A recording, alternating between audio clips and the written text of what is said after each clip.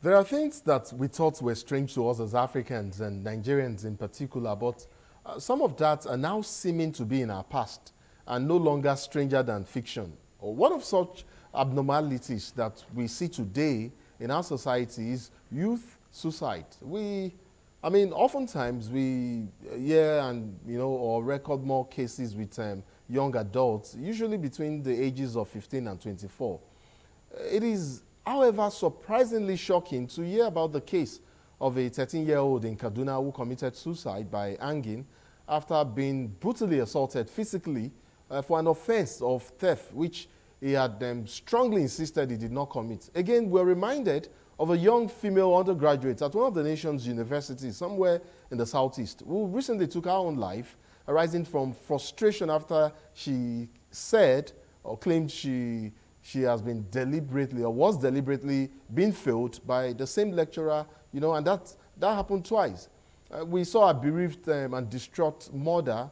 A video went viral on social media just weeks ago, for taking the daughter's corpse to the school, demanding that the said lecturer should come and take the corpse of the young lady she frustrated into committing suicide. I can go on and on, but I think it's important that we establish the risk factors driving youth suicides and definitely talk about the connection between perhaps bullying and suicide. And then perhaps we can move on to mental health literacy in Nigeria and discuss how best to build resilience in young adults and teenagers as it stands. My guest is already here in the studio. She is Tega Omugo. Welcome to the program, Tega. She is a substance recovery counselor and mental health advocate. I'd like to welcome you very much to Insight. Thank you. Thank you for having me here today. I don't know if you're still shocked. As I am, I am still in shock over some of these happenings. I myself, I have two teenagers at home, and I cannot imagine, what the parents of some of these victims are passing through. Whilst it is difficult, and I know it's a whole lot of work to monitor the mental health and well-being of adolescents and especially teenagers, how important is it for parents and guardians to do so at all times? And at what point should a parent or a guardian, for that matter, be so concerned to the extent of seeking professional help if the kid in question begins to maybe exhibit certain, traits indicative of mental health challenges? You might as well just tell us some of these telltale signs while speaking about the seeming low level of mental health literacy in Nigeria. Okay, thank you for having me once again. One of the things that most people don't even realize is that these days we know that a lot of young people talk about their mental health, and then we're looking at them as if you're overflogging it. But a person's mental health is very important. I'm not looking at them at all. There is no health without mental health. You may be physically well, or you appear as if you're physically well, but if your mental health is suffering, you can't even say that you're well. That's why we always have that phrase, no health without mental health. What does mental health encompass? It encompasses your emotional, your psychological, and your social well-being. So this affects how you think, how you feel, and how you act. Everybody that says they have a mental health disorder or their mental health is suffering has a valid concern. It is valid regardless of the age. So many times when our parents don't, maybe we as adults have found a way to, cope with our stressors, cope with everyday stressors, but teenagers may not have been able to. That is because their brain is also still developing. So they don't even know how to deal with stuff. They don't know how to build, they don't have the mental muscle yet to be able to deal with things. However, one thing that I realized is some of us will say, oh, we turned out okay because we've been able to, our parents used to, be tough. We became tough early and all those things. Many of our children don't have that to deal with. Many of them don't have that to deal with. And we are in the age of the internet. It's a global village. So they see things everywhere. They can see different things going on everywhere. And so how it affects them is different from how it used to affect us. Doesn't make it different. It is very valid. You were asking about signs. Yes. First of all, I always say that you must know a child before you know that the child has changed. Oh, indeed. If you don't know your child, you will not know when your child has begun to isolate themselves. You will not know when they have started to withdraw. You will not know when they're going through stuff. I have a 2-year-old. I had to ask in school, where he goes to play. And I'm asking, Is he playful? He's very playful at home. Is he playful in school? Do you understand? Because you need to know when something is going off. If a child begins to withdraw, or in school the child is quiet, meanwhile at home the child is extremely playful, you need to start checking what's going on here. If your child all of a sudden doesn't want to go to school or doesn't want to hang out with people, you need to start checking what's going on. If you notice that your child is suddenly jumpy, that's anxiety, that's the beginning of anxiety. The child is suddenly afraid. You need to know. Some children will just tell you, Mommy, I want to change my school. I don't want to go there again. Some parents will just say, you will go there. You must go there. That's the school I have money for. Pause. Ask them, what's going on? Go to the school. Ask some questions. Know what is going on, because many times they don't want to speak. There was a time that something happened with one woman, I think in Zimbabwe, one of these East African countries. Her child did not say what was going on, but the child had started to withdraw. At some point, they came home and the child had taken his own life. You know, I reckon that these changes that you're talking about could vary from child to child. Absolutely. You know, person to person. Absolutely. So I hear in some cases that bullying can lead to suicide as well. I mean, there are established cases now, even here in Nigeria, surprisingly. Is it often that in such cases where, you know, the bullied kid, or rather they say that in many cases, bullied kids, you know, usually experience major emotional disturbances, and that, you know, they develop over time? So I guess my question is this to you. You talked about these signs, and we know that it takes some time for these signs to develop in children. Why then is it that parents and people around these victims, why is it that they still miss some of these signs? Because they probably don't know what to look for. Because sometimes when a teenager, most importantly, that's who we're dealing with now. When a teenager is beginning to withdraw, some people say it's mood swings. It's normal with teenagers, Joe. That's how they are, their hormones. Or the child is growing up. Oh, he's growing up, so he's maturing. You don't mature, you know our language. But it doesn't necessarily mean that something is not going on. That is why it's easy for people to sexually abuse our children and we don't even notice, because we'll just brush it off away. Most times it's because the parent themselves is actually is afraid to deal with what may be happening. Many times they don't want to open the can of worms. We're sweeping things under the carpet, At some point, you're going to have to raise that carpet and sweep out the avalanche that you have gathered there. And then it will now, you know, become something that is much more than we can actually handle. So it's best to actually notice when something is going on with your child. If you see that they're a bit off, ask a question. What's going on with you? And I always say, find teachable moments. There's something we call teachable moments. Because most times, if you tell a teenager, sit down there, I want to talk to you, you have put them on the spot. They will not answer you. So there are things that they love to do. Maybe they love to shop. Maybe they like to eat pizza. Just tell them, get into the car, let's go buy pizza. Or let's go to your favorite, or whatever it is. Because you are trying to get something out of them. Their brains have not reached the point where they will know what you're up to. Just in those moments, bring up situations. You can watch a movie. Bring up situations, you know, scenarios. They call them role playing. And then ask questions. Then you will know what their own thoughts are concerning those things. And then you teach them and then allow them speak back to you, telling you what they're going through. And many times when a teenager tells you, oh, mommy, one of my friends is going through this, it might be your child. So they may be saying it's their friend, but they want to get where you're coming from. Many parents overreact. The reason why you overreact is the reason why they don't come back to tell you stuff, because they think you've blown it out of proportion. If you can't do it yourself, get a teens coach, get someone that can help you get through to your child. There's some people that God has gifted, some people that are trained for it, that can help you get through to them and tell you what it is that is going on. So when you're a bit worried, refer to someone that can help you. You know, this is quite pathetic if you ask me, because we're seeing, I would not categorically say here that we're seeing a rise in some of these unfortunate incidents, but then it's getting to a worrisome level. Yes, it is. Nigeria is believed to have one of the largest youth populations in the world, with over 60% of its population under the age of 25. Isn't it therefore concerning that this demographic group is particularly vulnerable to mental health disorder? maybe due to some of the issues you've raised. I mean, some of these young people, I have someone that I know, I won't mention name or whatever, that she barely just left school, and right now she's feeling so much pressured because just a year after leaving school that she's still unemployed and her mates are employed, and she's seeing stuff and that and that. And then there are others, like the lady we talked about from the Abuja State University, who succumbed to academic pressure, you know, and took her own life. There are also those who undergo emotional stress and, you know, societal expectations. Who then is responsible for making these young people, adolescents, teenagers, to build resilience? Is it the same family members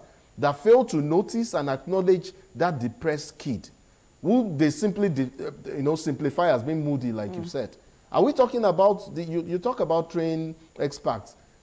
There are schools, let me not say percentage, but a good number of schools in our country have no counseling structure in place, you know, or are we talking about the larger society that would rather feign ignorance than acknowledge its failings? So who then is responsible for helping these adolescents and teenagers build resilience towards facing life's many inconsistencies and adversities?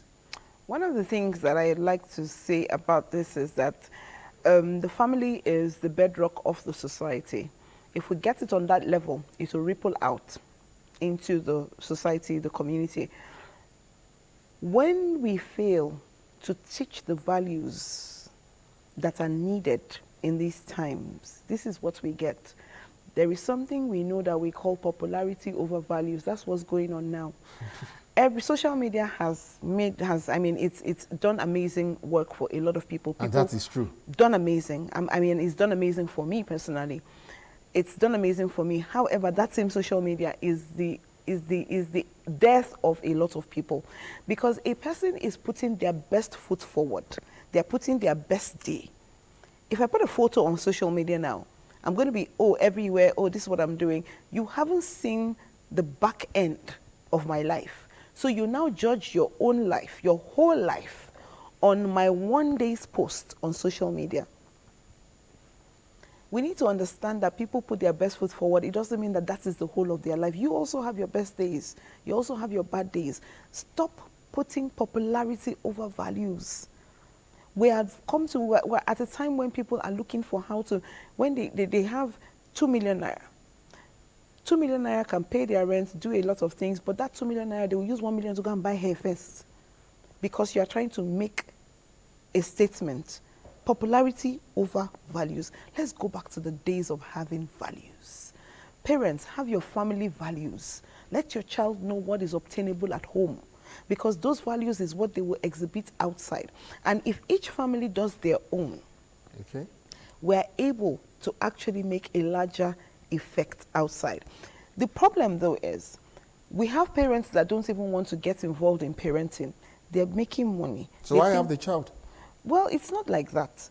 They think that, you see, one day I was having a conversation with someone. They leave the upbringing of the child to the helps and, you can't necessarily fault them. Let me see why I say this. Okay. Because they also need to work. They also need to provide for the children.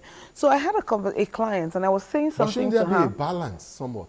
There should be. This is what I'm talking about, the family unit. I was saying to her that, when your child is angry with you, mommy, you're never there, you don't come for my open day, you don't come for inter-house sports, you don't come for this, you don't come for that, because you're always working. You also need to explain to the child that, look, I'm also looking out for you, because if I don't work, I won't have money to pay your school fees.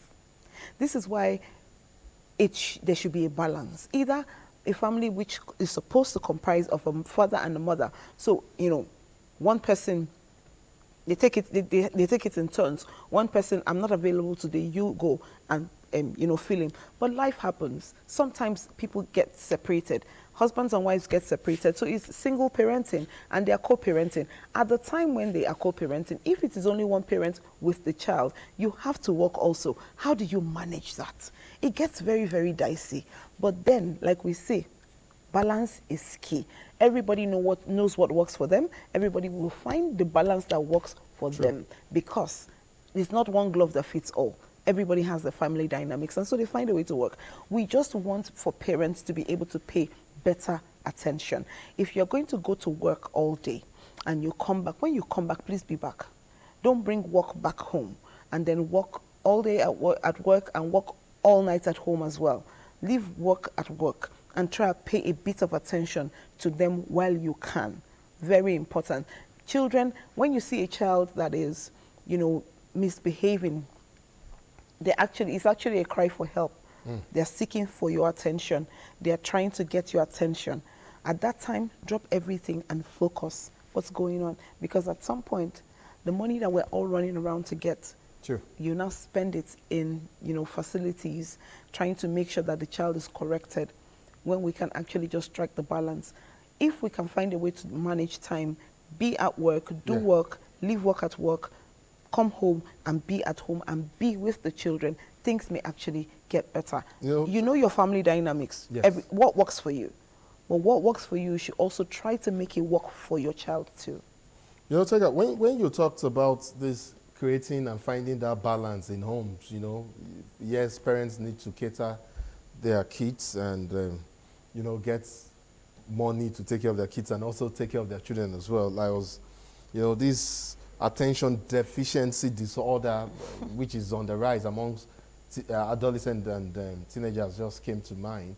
And then, you talked about the internet and social media. Yeah. And, what struck me is that, look, you've talked about the good side and then you talked about the bad side. But I want to ask a question on which direction you think we should go in terms of, do you think we have enough advocates out there, that can act as positive role model, perhaps promoting positive lifestyles and encouraging young people to see the world from, various, perspectives and, various perspectives, especially how the society can, promote excellence, merits, character over opulence and monetary success and, down less on the razzmatazz of power influence, generated from whatever, whether it's social media or whatever. That's, popularity over value, like you said. I mean, how do we play down on that and perhaps throw up these role models that will be positive reinforcement of values for our young adults out there? There are quite a number of people that I know that are doing stuff like that. I remember on social media very recently, someone had said, if you have something positive to give to the youth, come out, stop hiding. You need to come out and stop hiding. Quite a number of people I know that do stuff like this. I'm doing a lot of stuff on social media as well and off social media in schools, outreaches and all of that. So just for people to know that there are positive people that you need to look to. However, what's going on is that the people who our children who our teenagers think are cool are the ones who have the money to throw around. So they would, you will see, this is, when I'm taking, there's a course that I take. And the millennials and the Gen Zs are more susceptible to such influences. Because it's what they behold. You become what you behold. And so when they see these things constantly, that's why as far as I'm concerned, we should get to a point where they should regulate what is put out there, even if it's music, our music artists. And when you glamorize drug use, you glamorize nudity, you glamorize stuff like that, our children and our teenagers don't realize that you are actually just doing show business. They think that that's the way life is. And so they begin to want to, they aspire to become like that. And they think is when you're high that you have, your creativity is sharpest. So that's what they want to do. So for positive role models, if only we can actually just come out there and have conversations like this all the time. Yes, Let them be blown open. There are programs that can be done showcasing positive role models, and then we would keep running it, and people will come out. True. If you have people who are positive role models, you have come from maybe substance use and you are maintaining a life of sobriety, or you have come from poverty and now you're in a place of affluence and you made your money, positively, come forward. If you have anything positive that you know that youth can learn from, come forward. We are calling you out.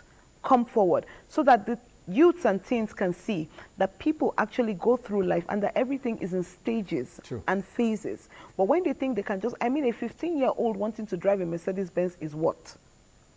So if more people come forward, letting you know that there are stages to this thing, it will re-engineer and recalibrate their minds and know that, oh, there is work to be done. True. You get these things as an exchange for value that you give.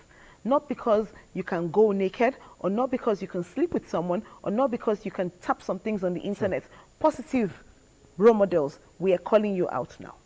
This will be a good place to end this conversation. Of course, I know it's not an issue we can trash out in 20 minutes. We would look for another opportunity to bring you back to the studio and then continue this conversation. Perhaps also look at policies in place. I know that we now have the Mental Health Act of 2021, which of course calls for improved attention and care for mental health issues in Nigeria. Maybe that will be the start point for our next conversation. I'd like to thank you so much, Sega Omogo, substance recovery counselor and mental health advocate. Thank you so much for your thoughts on this delicate and critical issue of mental health amongst teenagers in Nigeria today. Thank you for having me. Thank you very much. And that's it. Elizabeth Omori is up next.